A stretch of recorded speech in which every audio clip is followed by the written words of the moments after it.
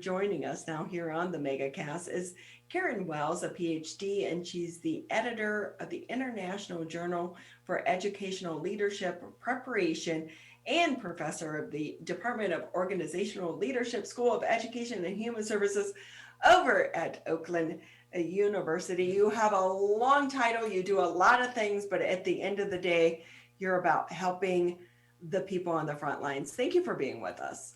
Thank you. I'm glad to be here.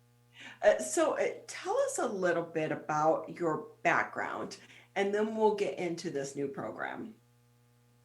Okay, well, I've been at Oakland University. I'm starting my 17th year.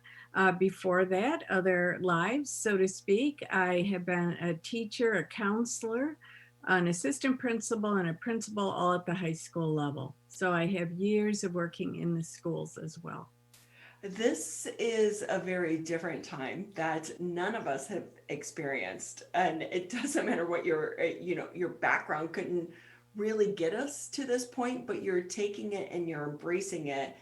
And there's a new program coming out in 2021 to kind of help the nurses that are on the front line of this pandemic. Do you want to tell us more about that? Sure. Well, we're really excited at Oakland that we are going to be launching a particular program developed right for nurses. And it's online, it's on demand, and it's evidence-based. So if a nurse is working till 3 in the morning or however the shift ends, and they decide, I would like to complete this professional development, it's called Mindful WellBeing for Nurses, and it infuses mindfulness in every session, and it deals with all of the things that you mentioned a little bit earlier about what they might be facing working as they are in this pandemic time. So. I don't even worry about it. So now when you're in a crisis mode, you go in, you're in a mindset. It's like you put your thoughts and your feelings in a box and you go.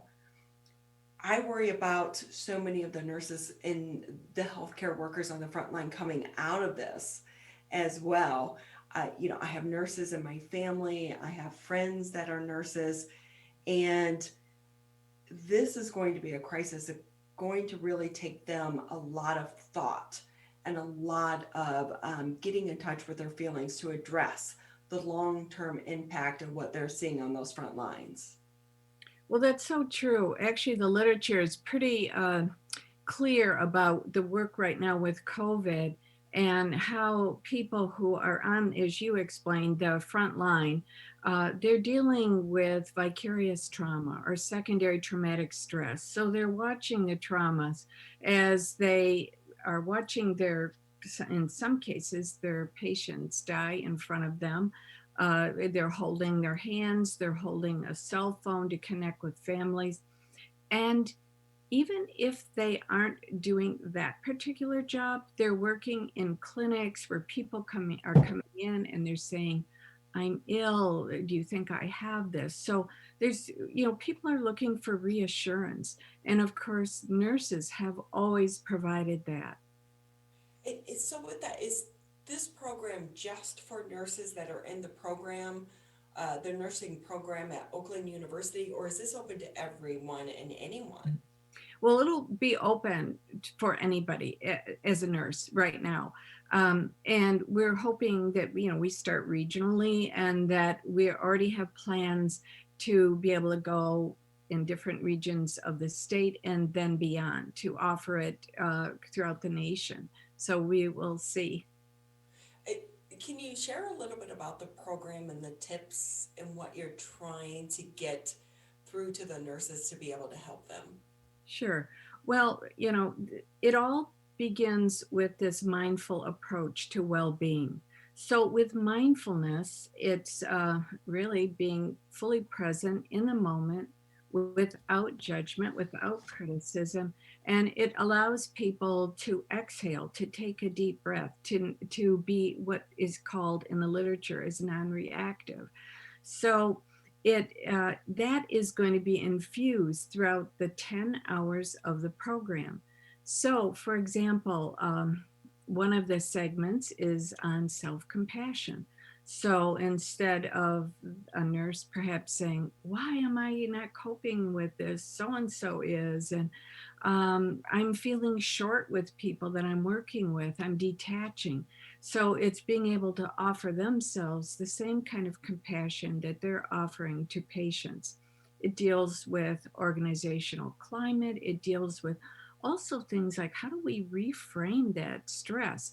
But it doesn't mean because it's mindfulness, it doesn't mean that we just say, oh, it's not there. It Mindfulness allows us to say, this is what I'm feeling, and then go on from there. Yeah, but I love that it's merging the scientific community with the meditative community as well, and bringing those two together to understand that we are all one and there are Right. many facets to an individual. Yes, that's so true. And it allows people to be able to say what they need. So, for example, a nurse might just say, I need 10 minutes. And if they can't leave the ward where they're working, they maybe can even look at something like a scene in nature, like outside. It's a way of being able to do 3 quick breaths that allow them to just get back in touch with how they're doing. There's so many things that can be done. Do you think during this pandemic, people are becoming more open to meditating and self talk and self care? Well, the literature is saying that people are looking for answers. And one of the ways that they're finding that, if they look online, for example, like what do I do with this stress, they will see that mindfulness comes up like almost immediately. And it shares with them a lot that, in the past, people would say, well, I just feel so much better when I meditate, when I find a place of quiet and calm. And now we know from functional MRIs, and that comes from back to, as you were saying, the science behind it. And we know that what it does for them from watching actually brain scans and all other kinds of physiological checks that they can do with people to see what's happening to their heart rate, their blood pressure, anxiety, depression, all those things. Caryn Wells with us. She's a Ph.D. over at the School of Education and Human Services for the Oakland University. She has helped come up with a newly developed program geared towards nurses and healthcare workers and their self care, and trying to bring mindfulness and also meditation to help them treat themselves, but also treat our loved ones as well. With this program, I know it's kicking off in 2021. How is it actually going to work? What are the steps for people if they're interested in this? Well, all that a person would have to do, a nurse would have to do in this case, would be to go onto our oakland.edu website. And if they type in mindfulness in the search bar, it will take them to the site. And right now it's under development, so we're working on it. But within a week or two, it's going to be up, and then they will register right online. It's very convenient, and because it's self-paced, students can start it, or participants can start it immediately from that point. Yeah, so do you have to be a student? No, I said student because I'm so used to saying student. Forgive me for that. But it's really the nurses. I'm glad you zoned in on that. With that too, are there tips that the general public could take away from this program as well? Sure. Well, what I would say is that first of all, I have a research area in occupational stress. And so I know that it's not only nurses that people are feeling it, like you were talking about, in the general audience. So what we would take from that is looking at what we can do to go within, because mindfulness is always like that internal side. And it's about, grounding, just feeling yourself being fully present. If we're preoccupied, if we're distracted, if we're watching our thoughts go to worry and frustration and anger and all of those kinds of things, acknowledging it, being aware of it, and then just going back to breathing. And it just allows us to just take that pause. It's a mindful pause throughout the day. So that's one thing, but that's one thing of many that actually can be done.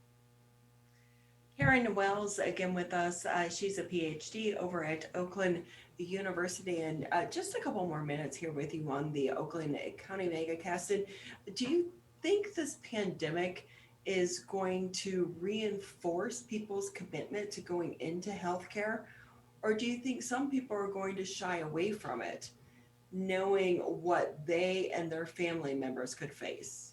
Well, that's such an interesting question. And last night on the news, that there was, and I don't have the I can't cite the authors for this, but they announced that the law applicants, or people going into law and people going into medicine, have increased significantly.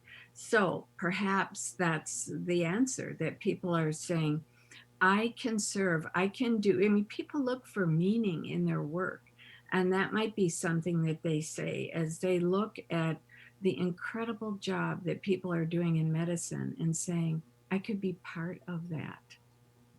It's great that you're putting this program together to try to help those, because the day to day stress for them can be so overwhelming. And not just nurses on the front line of COVID, but so many other nurses as well. Why did you pick nurses specifically? And what do you think they're going to get out of it? How will this improve their lives?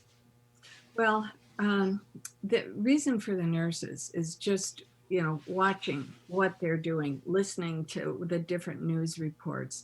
The same could be done for physicians as well and healthcare workers, because when they were asked in a research study what they were looking for, and there were 5 themes, and there were things like hear me, see me, protect me, prepare me, and the last thing that they said was care for me.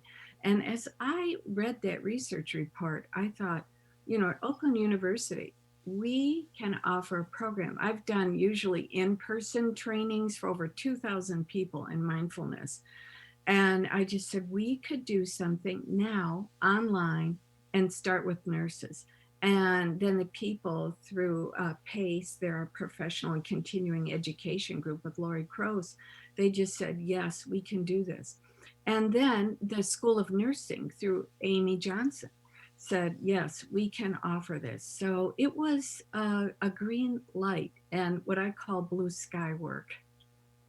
Integrating our mind and our spirit and our body as one to improve everything. Thank you so much for being with us. But quickly, before I let you go, anything maybe I didn't touch on that you want to share with our listeners and viewers as well?